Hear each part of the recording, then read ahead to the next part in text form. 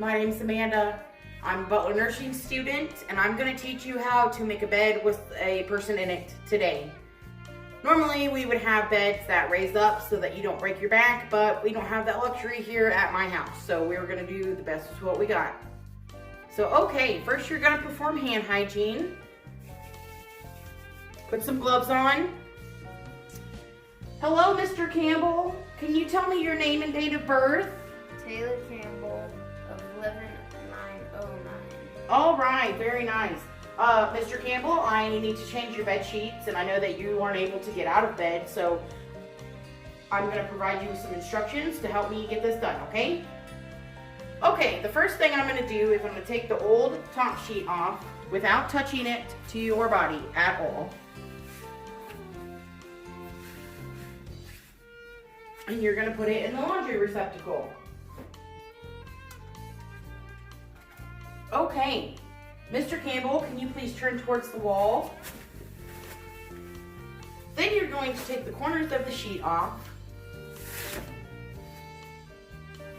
And you're going to roll them in towards the patient's back side. And you can also take the pillow away, unless they need it for comfort. Okay, and then you're going to take your gloves off, do hand hygiene again, put some new gloves on before you even touch the clean sheets. Make sure you have all the supplies that you need before you start, but you take the clean fitted sheet, and without touching it to your body, you put it on the bed. You put this corner on,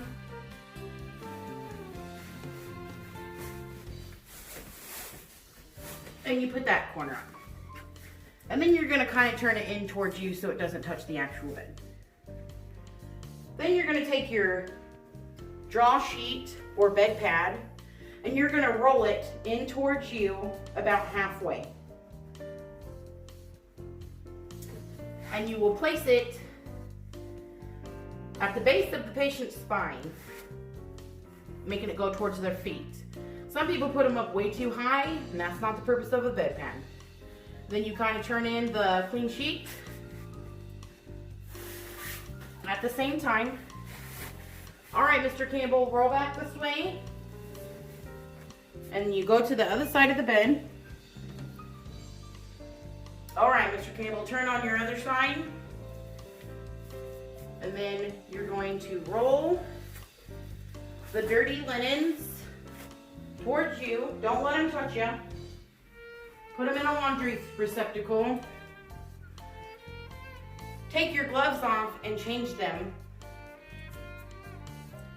And then you're going to roll the clean sheet out and put it on the bed.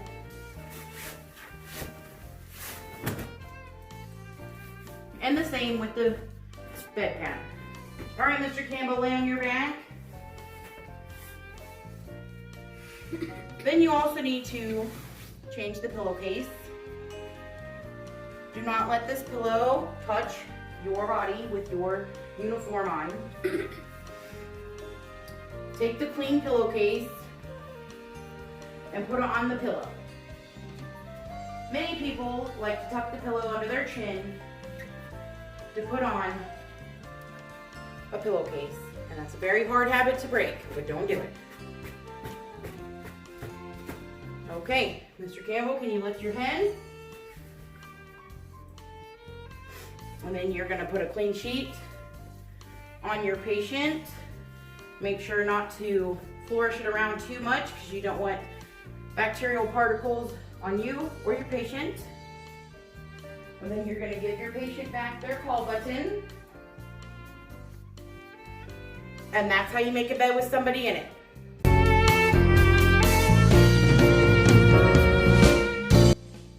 Hello everyone, my name is Amanda. I'm going to be your Butler nursing student today, and I'm going to teach you how to put a patient on a bedpan and to take them off when they are through.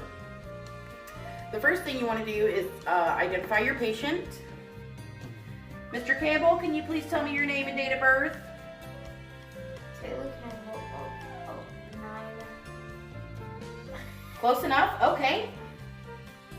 And then, so sometimes your patients, they need to have bowel movement and they can't get up and ambulate, so you have to help them somehow.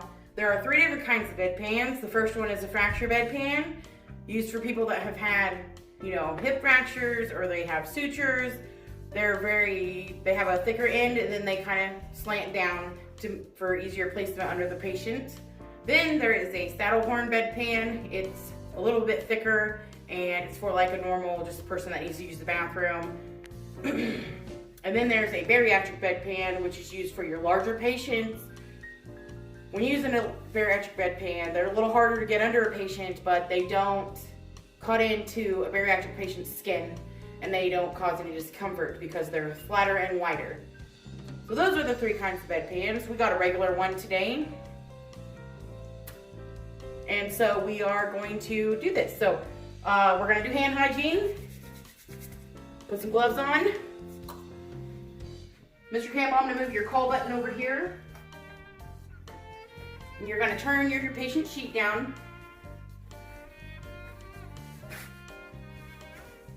Okay. Mr. Campbell, I'm going to have you turn that way towards the wall. Okay, when you put a bedpan under a patient, you want to make sure you get as far under their bottom as you can. All right, Mr. Campbell.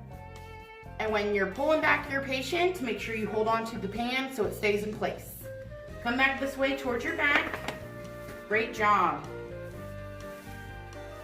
And then you're going to set the head of the bed up so that your patient's in a sitting position because it's easier for them to have bowel movement if they're not laying flat. Mr. Campbell, are you having any pinching or discomfort? No. Okay, here's your call button. I want you to call me when you're done, okay? Okay, Mr. Campbell, are you finished with the bedpan? Yes. Okay, let me see your call button. I'm going to put it back over here and get your sheet.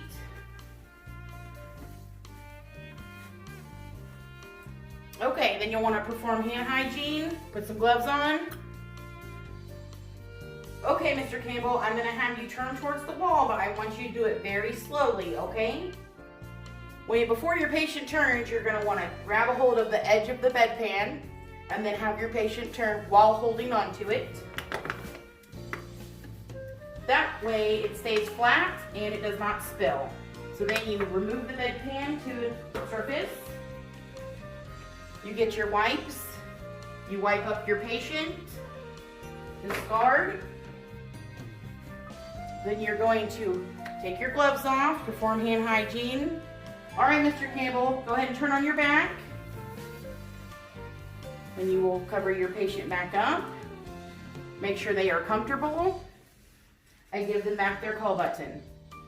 And then you will discard of your bedpan if it's disposable, or you will measure it and you will wash it out. Usually places don't have hoppers anymore, but they have things that you can wash them out with. And you wash them out and you store them in the appropriate receptacle. All right, that's how you put a patient on and off a bedpan.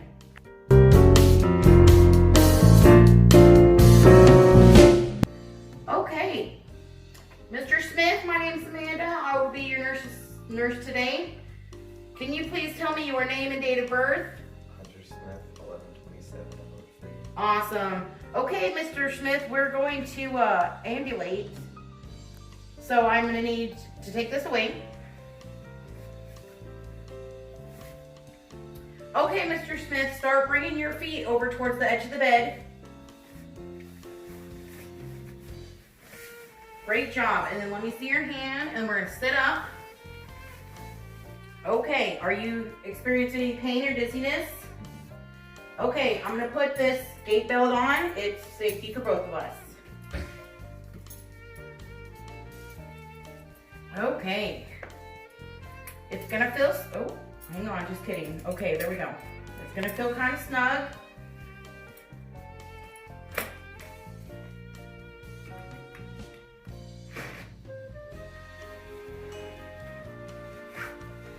Okay.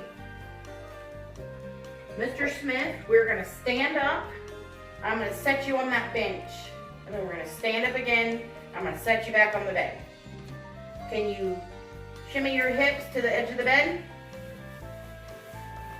till your feet touch the floor. Great job. Okay, on the count of 3, I want you to push up from the bed with your hands, and we're gonna stand straight up. 1, 2, 3. Step towards your right. Reach back and feel the arms of the chair, and sit down. Then you're going to put them back in the bed. Okay. Mr. Smith, go ahead and push up off the arms of the chair on the count of 3. 1, 2, 3. And turn towards your left. Back up until you feel your feet touch the bed.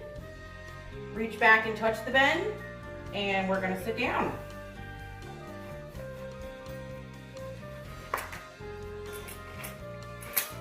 And that is how you transfer your patient.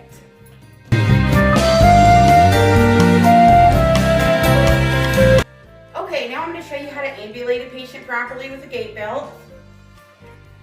Gait belts are beautiful things. They prevent injuries to both patient and the healthcare staff. All right, Mr. Smith, I'm going to put this around you again. We're going to go for a walk. You don't want to be in a position where you're walking a patient without a gait belt and they fall. Because then you will try to grab clothes or their arms and you will cause further injury. Okay. So you're going to make sure that there's nothing in the way, including dogs. All right, Mr. Smith, we're going to stand up nice and tall. On the count of 3, push up from the bed. 1, 2, 3. Great job. And then maybe turn towards the wall over there. Or maybe we'll turn this way. Okay. And you want to get a hold of your gait belt in the back with your patient with both hands. You do not want to do it with one hand because if they fall, your arm's going to pull out of socket. And you don't want to walk to the side of your patient. You want to walk close behind them. Okay, Mr. Smith, go ahead and walk towards the couch over there. And then we're going to turn around. And we're walking back. Great job. All right, Mr. Smith, go ahead and reach back and sit on the bed. Great job. And that's how you properly ambulate a patient.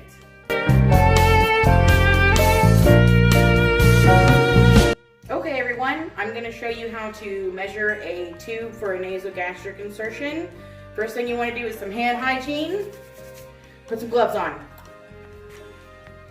Then you will take your tube that you're going to use and you will measure it from the tip of your patient's nose to their earlobe, and then you will also measure down to their xiphoid process, and then you'll go a little bit further and then you'll mark the tube. And that is what is going to go through your patient's nose, down their throat, into their stomach. And that is how you measure a nasogastric tube.